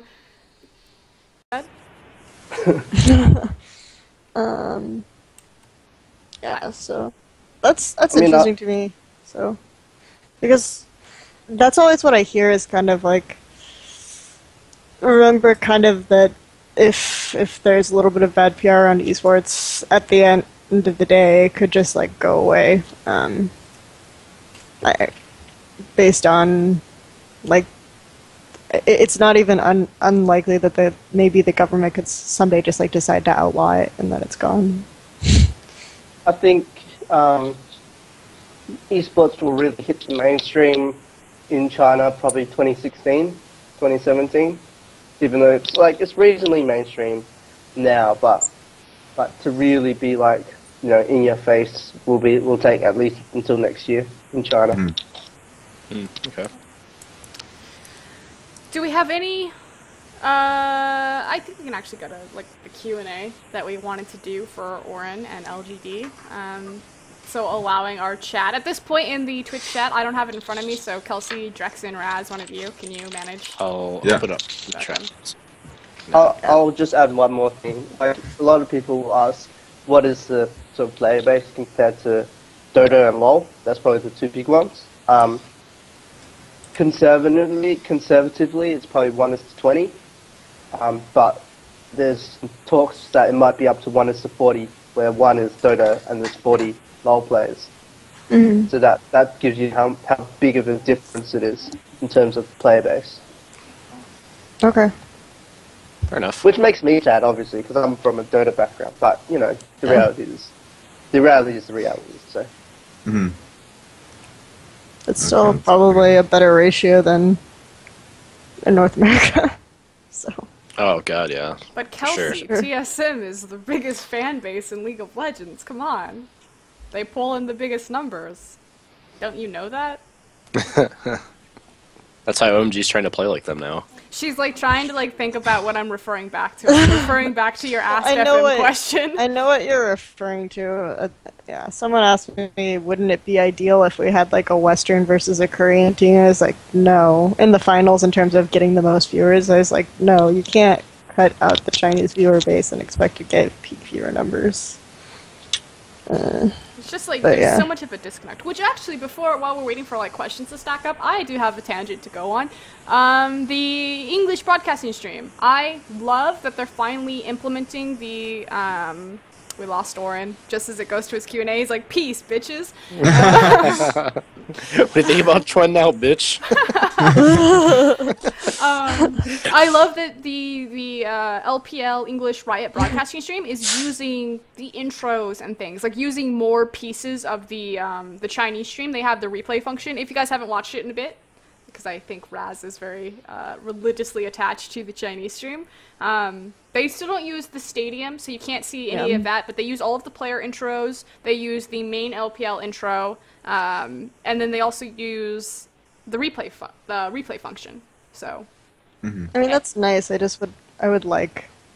I still feel like the essential thing is connecting to how the players are reacting. No, to the game. I totally understand, but like fact that it's been from week 1 to week 2, and we've already seen like this huge improvement over the production value and all of the things that they're adding. So to me, that's like, okay, from week 2 to at least week 7 in there, we could probably get these player cams. Yeah, I've started paying attention to the English stream, and it's actually been a pretty big improvement in that sense. Yeah, it's really good.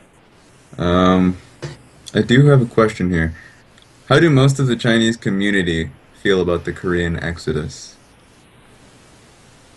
I think everyone's really excited. Like, Chinese people in general are very nationalistic, so if, you know, all these big name players are coming to the LPL to watch, why wouldn't you? I'm sure the same would happen if, you know, all of them went to the LCS. Like, Americans would be super excited.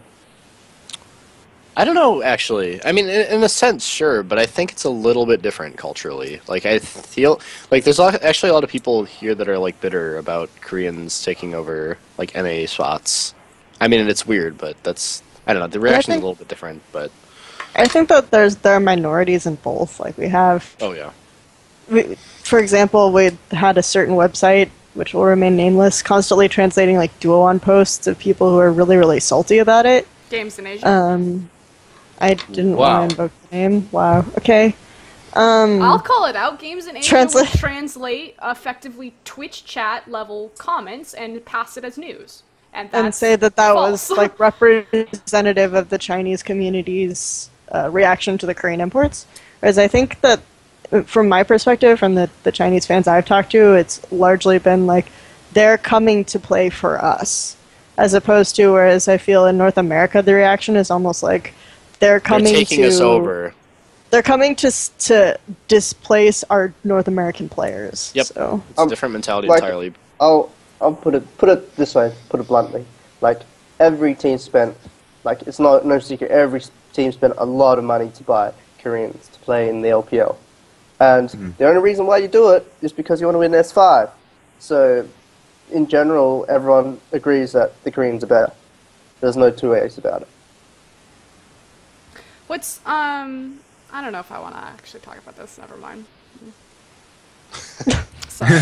I do have a question. No, okay. Okay, go ahead. Because obviously this is actually really cool because we have two very different viewpoints. Like the fact that you're in like LG, it's an LPL level house that you're teaching them English. In my short time that I went to China, I interacted with a lot of the smaller, not as prominent known orgs, specifically in trying to find like players and everything like that.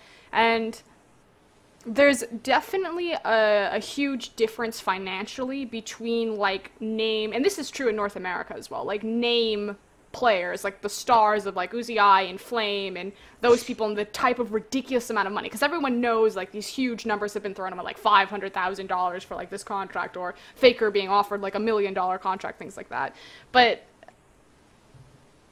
there's a lot of Chinese players, and I'm assuming also Korean players, because they are making this Exodius because they weren't being paid well, and a lot of North America, but there's a lot of players in general that aren't getting paid good money, that are shuffled around like cattle. And I saw this very, not prominently, but I saw a lot of it in China, specifically because that's where I had my big interaction of trying to find players. It was a little bit in North America as well. But there's actually a story of a guy who, and I won't name his name, but he used to be a professional player, and his team wasn't paying him because the boss man effectively wasn't happy with the team's performance, and so he couldn't afford to eat. So he became malnourished, and his body started shutting down, and he had to go to the hospital. He's better now, but he can't like sit still anymore for long extended periods of time to like fit the lifestyle of a professional gamer effectively. So he had to give that up, and now he's a manager. So it's like, and this happens all the time when we talk to a couple players, like even when we had to let some players go because they didn't work out, they would cry because they didn't want to go back to the arrangement that they had been in. And when we did finally, just, I don't know, I saw a lot of, like, everyone thinks that it's just, like, happy-go-lucky, like, oh, you know, they have these amazing houses and everything like that, but there are a lot of players who can't afford education, so they go into playing League of Legends. Like, they can't afford to go to school and stay with their families, so they go to these gaming houses or these cattle farms of, like, gaming houses, and they just, like, play for, like, hours upon hours on end just to survive. I think that's, like, you're hitting it nail on the head. It's just, like, the general environment of... It's not necessarily the gaming houses themselves, but just, like, the fact that... It's not the clubs at all, but it's just that... Yeah. And it's, like, it's a hard thing to talk about, but I feel like it almost needs to be said. And, like, the fact that we did have this brought up. Because this is a problem, and people either know about it and they just ignore it, or they don't know about it and they don't do anything. And to me, it really goes back to... and you work with Korean and Chinese players, so I'll ask you this, like, if you can tell, like, a difference, because we hear a lot that, you know, it's amazing not only to bring over the Korean players because of their talent level, but because their coaches are saying they're much easier to coach.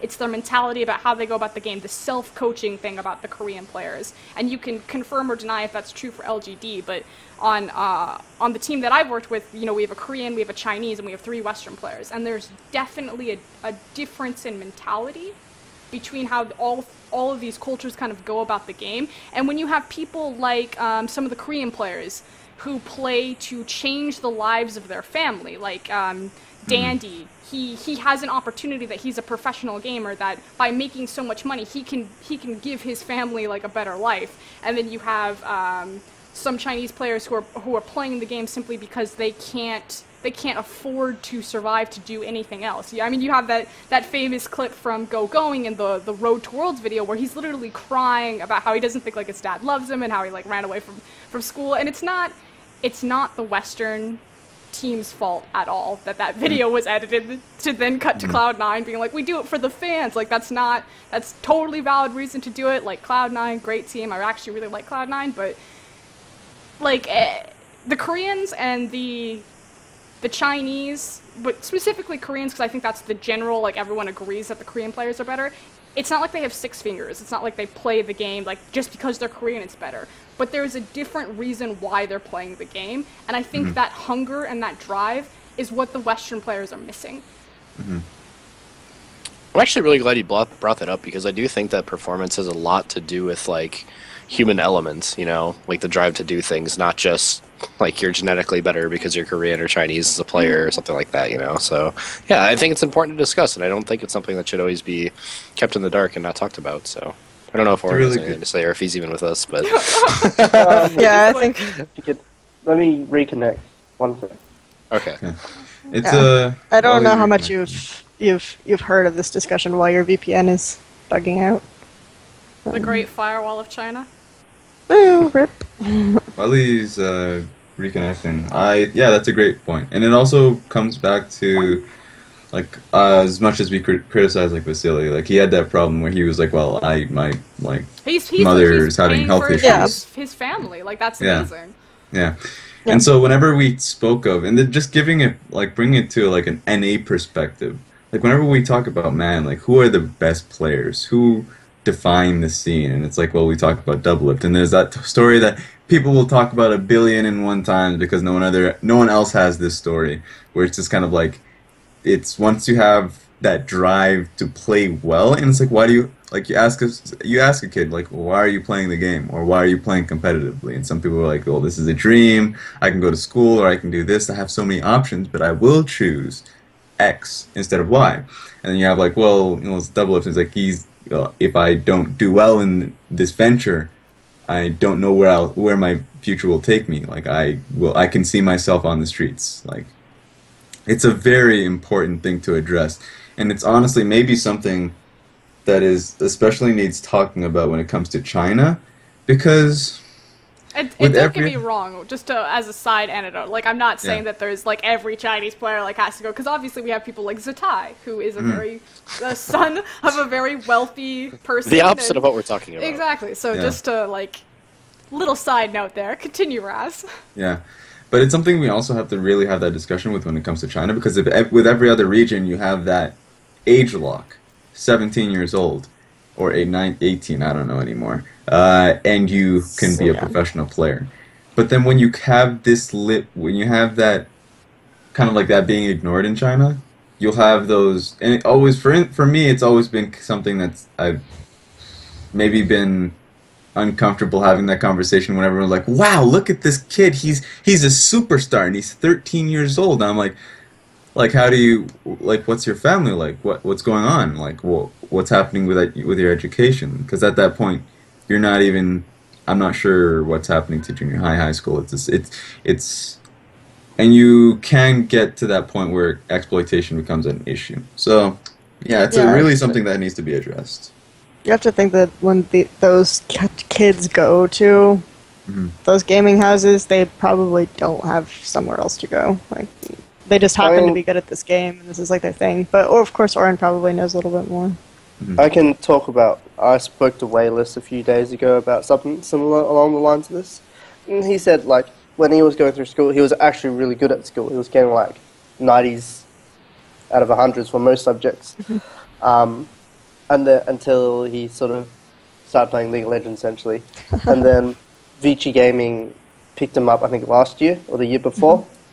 And then that's when it all went to shit, basically, his grades. And then he moved into house. But I think his family sort of supports him. I asked him, you know, what do you plan on doing? Do you plan on going to uni after? Or, you know, do you want to work in sort of the business side? Or, yeah. There's a lot of aspects to the club as well.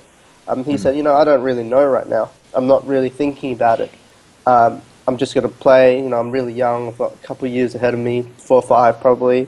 So, and once I get to that point, you know, it's future Wayless's problem. And I think a lot of the players, the Chinese players, have a similar mentality, is that my job is to do well. I'll just do well. I don't need to think about anything else. And when it comes time, if the club says I need to go to Vici Gaming, well, then I got to go, right? Or I got dropped to be a free agent. No, I've got no control of it. So, and in terms, I suppose, of the money side, you know, it's obviously there's no player who's going to be like. They said to themselves, most players aren't going to be like, yeah, I'm crap. You know, I'm not as good as, I don't know, Pawn in mid. Like, everyone's going to think that they're good. And it's not fair. But at the same time, they haven't won Worlds either. And they didn't make a solid campaign. Like, it's arguable. Like, obviously, I'm coming from the outside. I didn't really watch too much of S4, like the final part. But from what I can tell, like, Starhorn Royal Club had a reasonably straightforward path to the end, arguably making it a lot easier, you know. And that's a lot of things that can get factored into it. So even though they did make it to Worlds, and obviously Uzi is an awesome AD carry, does that actually demonstrate that he's like the best in the world, even though he came second? And you guys, I've watched to get myself up to speed, you guys have said time and time again last year that EDG was more consistent compared to Starhorn or OMG or EDG, I forgot which one it was. EDG. Yeah. It was way more consistent on a day-to-day basis than Starhorn. Even both OMG. of them were. Yeah, both of them were. But So, then yeah. at Worlds, Starhorn Royal Club beat both of them, so... And I guess that, like, all those things come into the play of how much a player gets paid and whether they feel bad or good about it. But, I mean, at the end of the day, it is what it is. If they whinge and whine about it, what's going to change? They just need to prove themselves in the LPL, and then move on to the World Series. And then if they do well, then they can come back and say, look, I won Worlds, give me a pay rise. Yeah. I also want $1 million. Do we have any questions now in our Twitch chat? Yeah, Because this episode took a dark turn. I picked up a bunch of other questions while we were talking about this. Someone wants to know, I think it was McMozzie, why Acorn plays game 1 and Flame plays game 2, and like why is there a reasoning why it's never the other way around, or are they ever going to switch up the order? At this stage, the reasoning is that Acorn, the team feels more comfortable because he's been here for longer and he's obviously more solid, like stable. There's less fluctuation, I suppose, is the easiest way to put it. So, and again, like every other team, we are also trialing things out until probably the New Year's. And then after New Year's, we'll, when the second half of the split happens, we'll work out what's going to happen. So it's just like he's playing Ogbat? I would make the assumption that it's to win the first game to make sure that you can switch Flame for the second. It's something similar lines to that. I mean, like, I'm not the coach. Going ahead, the coach is going to make the decision, but essentially that's a simple way of putting it. Like, if you win the first game, then Flame should be able to do well because the team's feeling pumped. Like, you saw it against EDG, we just got wrecked the second game. Any other questions, Kelsey? The next question was someone wants to know about what the crossover is between the player base of League of Legends and Dota, because you mentioned that the Dota player base is much smaller. Do you think that there are a lot of Dota players who also play LoL? I wouldn't say a lot. I think it's like the West. Like, Dota players hate League of Legends because League of Legends is an easy game, something. I learned this when I was working at Coastal Gamers. And then League of Legends are like, oh yeah, but Dota, you know, this, that, I don't know, something. So I think that's, I mean, like I've got a few friends that are ex-pros from the China scene, and they're like, all the new Dota players went over to play professional LoL. Yeah, Like, I've heard a lot of that. Yes, me too. So that's sort of, I mean, the reason why Dota is so popular, not Dota, League of Legends. League of Legends is popular is because you need a QQ account to open it up. So everyone basically has a QQ account because it's like the old school MSN. To open any sort of online account in China or any account in general, you need your citizen ID number. So for kids, they're not going to have that. Their parents are going to look after that in their purse or whatever. So if you're a kid, you go, I just want to open up an MSN account. No worries, here's your number, go open it up. And then because of that, they can play League of Legends.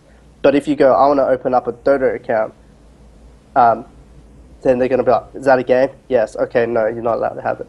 That's a simplified way of looking at it. That's why there's a huge discrepancy. Everyone's got an MSN account or QQ. You know, it's like an integral part of our society. Well, this society, not my society. And that's why there's so much penetration. And there's talks, like I spoke to the boss of Newbie, and he thinks that potentially Hon, because Hon got picked up by Tencent as well, potentially Hon can outgrow Dota as well, because it's a QQ-based game. Interesting. But that's a speculation, obviously. No one knows what's going on. It actually makes a lot of sense. I mean, the accessibility is part of the reason it was, got big in the West, and that's like amplified times 10 with the whole, QQ thing. So. QQ.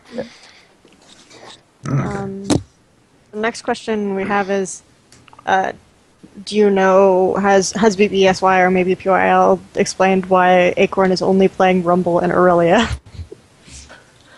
No, I don't know that. The champions are the best, man. I mean, that's what I figure is just that's what it comes down the to. best ones. Yeah, like we saw Flame play Lissandra, and Lissandra's usually banned. So, I mean, it's the same reason why I assume PYL had XQ play Lucian every game last year. Like Lucian was broken. Rumble and Aurelia right now are really good. So, and Acorn's Rumble is probably like the best Rumble in the world. Yeah. So. I mean, they've obviously got a strategy. I don't really get involved with that side of things. Plus, I don't really know all the champions either, so it's really hard. I'll be like, I think Rumble's the one that the flamethrower dude. So I'll be he's like, the one whose voice is on helium.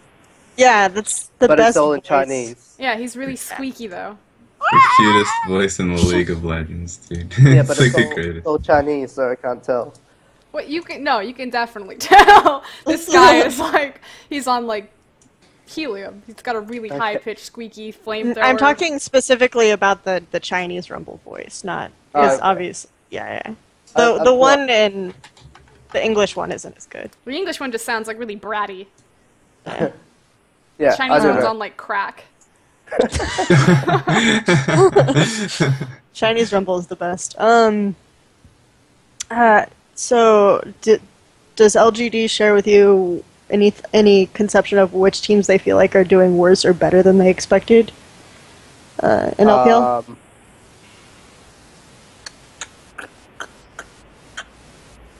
So I know Vici Gaming, they're one of the standing out one, probably doing a little bit worse than they should be. Snake, obviously, because they beat EDG. Other than that, I mean, everyone's sort of sitting where they should be at.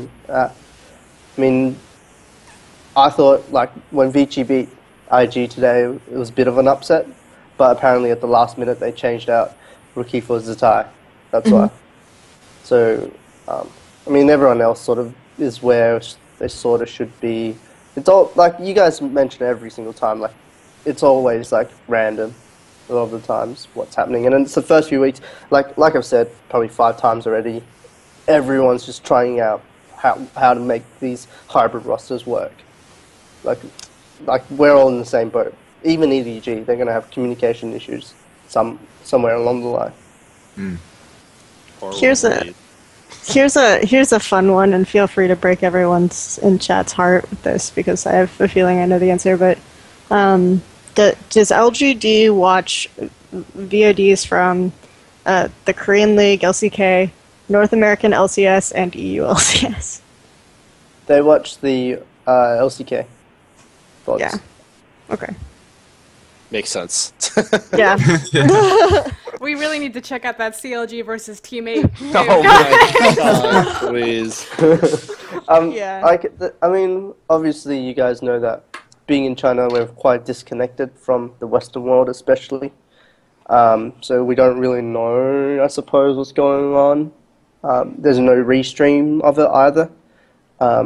So whereas the OGN is restreamed on 175kh,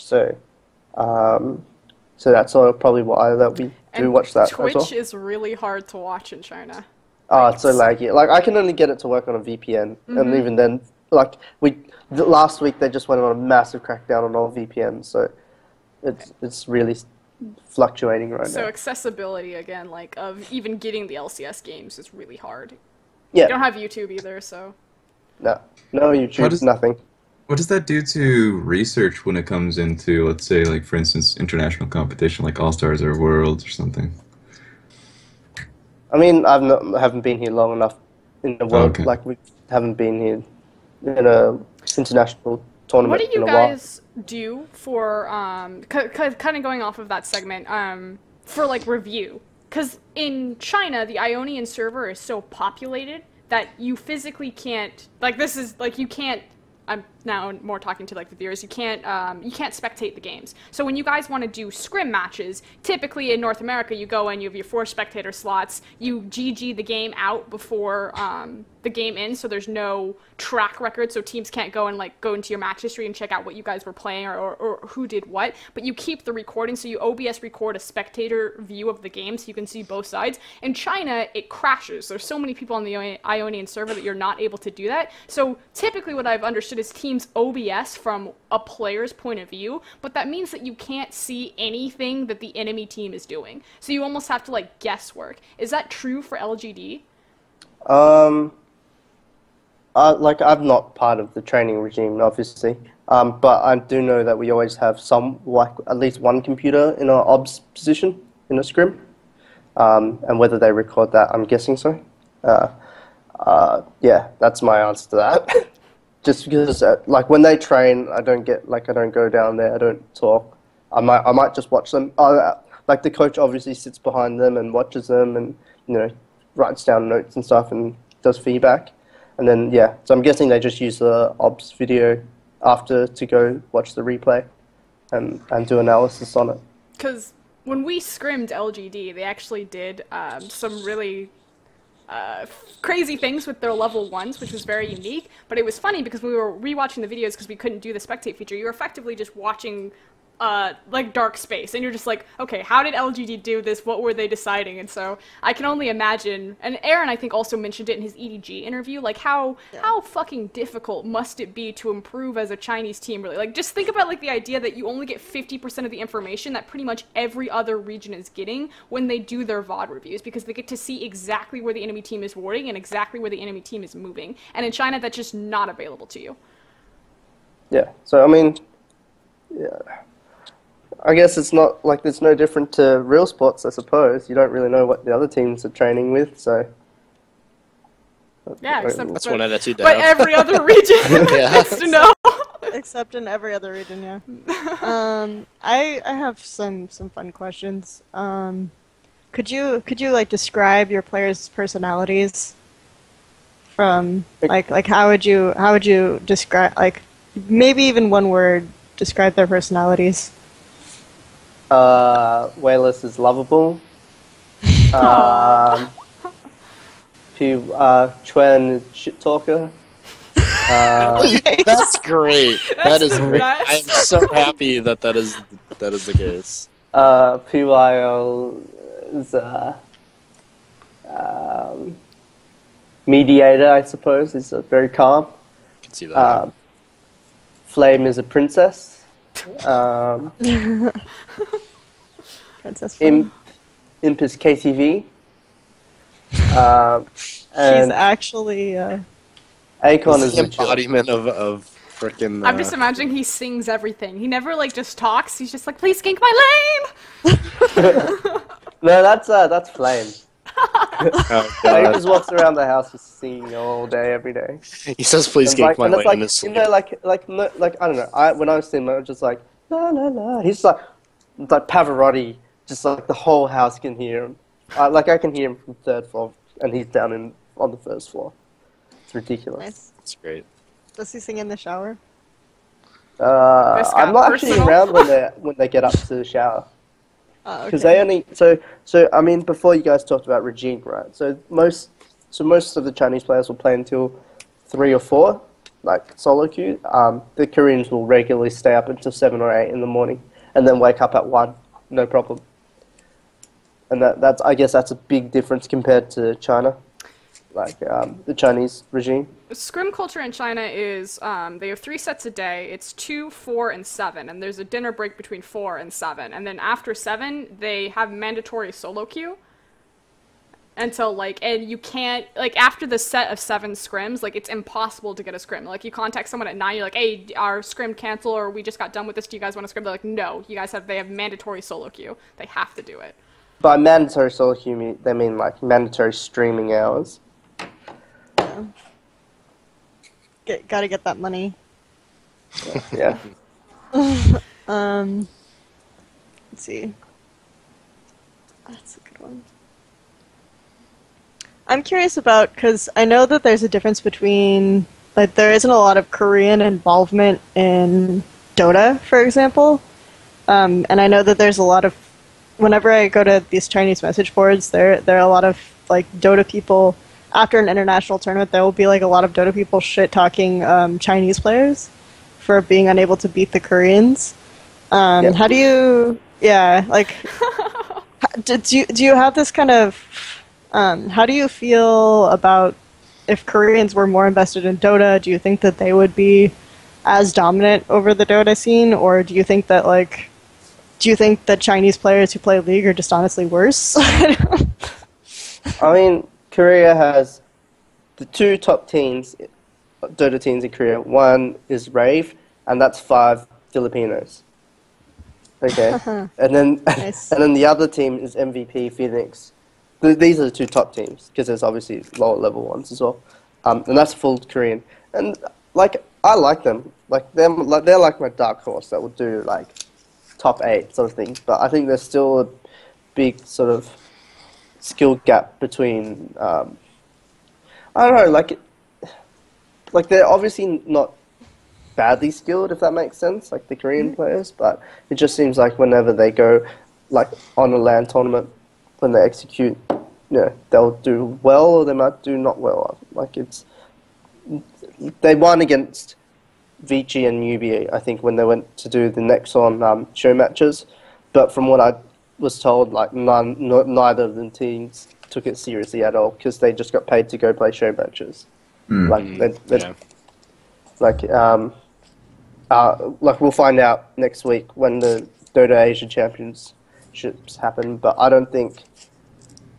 I just think that their player base in Dota is so low that they have limited options to be the best, if that makes sense. If everyone's playing League, how many skilled players can you really get in Dota? Yeah. Yep. And that's sort of my opinion. That's it. I really like MVP Phoenix. Any more questions, Kelsey? It looks like we have a Pyrotechnics wants to know what the name of a band comprised of Acorn, Flame, and Razzleplasm would be called. MC Sniper. and who would, and I love how fast that was. MC This is an Sniper. instant response. and who would play what instrument? They'd all be rapping and singing.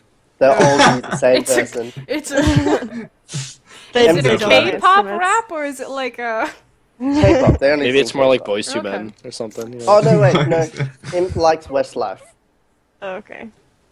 So. I can respect that. I can work around that. Okay, here's the story that everyone. I don't understand why this question hasn't popped up. Give me your best Flame story. Yeah. Oh, and also, does Flame actually have like a? Does he understand the world's obsession with him?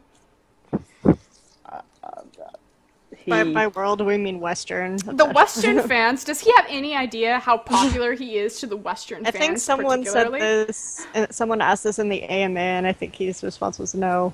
I'm gonna just leave it at he understands that he has to protect his image. So Oh, okay. I'll leave it at that. That's So fair. I think, like I was doing the AMA. I think he was being a bit coy about it. Oh, Personally, okay. but that's an opinion. Best Flame story. With his image in mind. Okay, I'll just use the. This is my favorite. You know Evian mineral water? Oh yes. Yeah. Yeah. He uses that to wash his face because he doesn't trust Chinese water, tap Yeah. water. There you go. There you Just go. his face? Oh well, I haven't checked the other parts. Why would you ask that?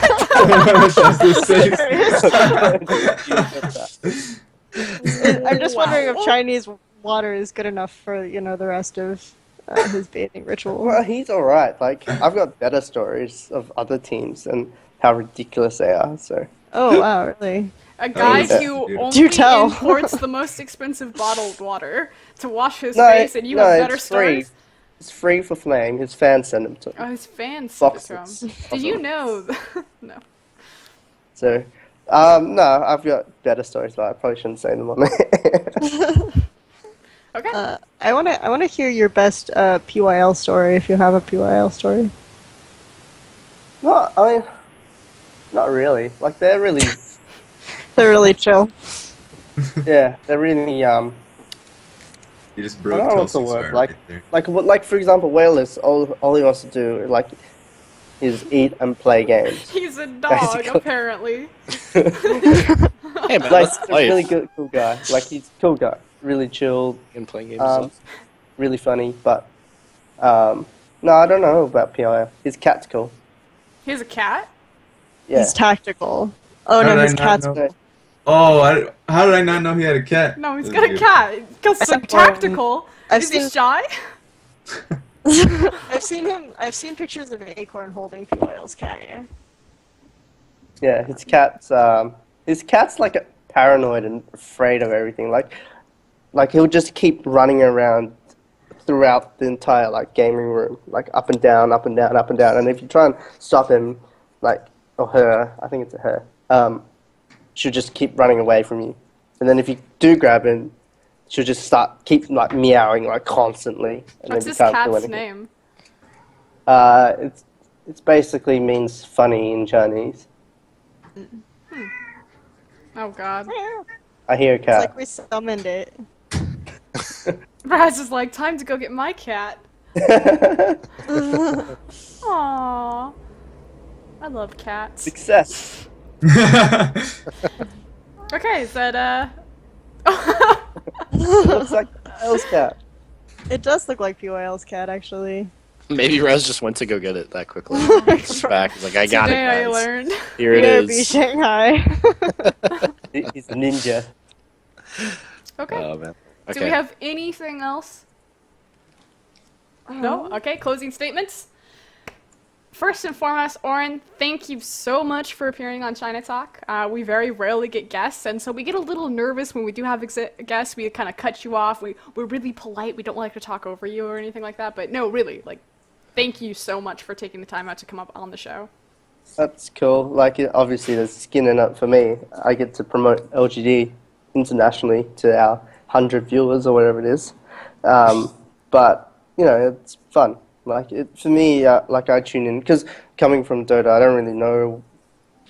I'm slowly getting the hang of what's going on with everything, but I rely a lot on China Talk every week, on VODs predominantly, because Twitch lags so much. That's where most of our reviews come from, so... If a guy named Duncan tries to hit you up for a show called Insight on Esports, just... Yeah.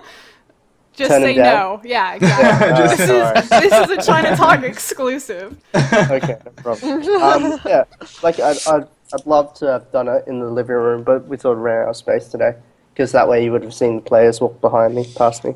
I came here for you. I didn't come here for Flame. But yeah, no, it's been fun. Like, I really appreciate the opportunity to come on Thanks and for, connect with other people. Thanks for bit lonely here. Acorn to exploitation for the purpose of promoting the show. Oh yeah. Just record something. It's like 3 seconds. Don't worry about it. He's like, no, I'm gonna do my hair first. I was like, here, have a hat. Wear a hat. It'll be fine. And he's like, no. That's awesome. He washed his face a bit, and then did the thing. But yeah, he calls me Orrin. Wash his face with. Just I think he used normal tap water. Okay. So, yeah, I knew there was a reason why I liked Acorn more. Acorn's more economic. Alright. No, but they're it's all good around here. I will say though, big shout out to obviously our sponsors, 1006, Razer, Kingston HyperX, Taobao, Zanchi, and Hormao. Got to do the rounds. Good job. Good job. It's nice that some people remember their sponsors. Raz. Yes. Okay, Kelsey Drexen, Raz. Closing statement, shoutouts. Okay, since mine's the easiest one, Esportspedia, and a shout out to Hugo and Matt G for their first day in the LCS. That was really nice He to almost watch. said win and he stopped himself. No, No, Hugo looked fly. He looked sick.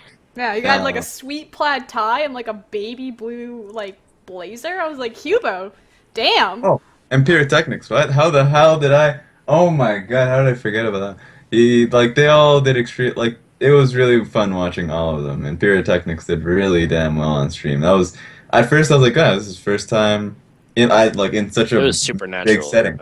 Yeah, and he just like hit it right out of the park. So that was really good. Yep. Mm. Shout out to our fellow Chinese men moving on, getting out of this wild region and doing more important things with their esports life.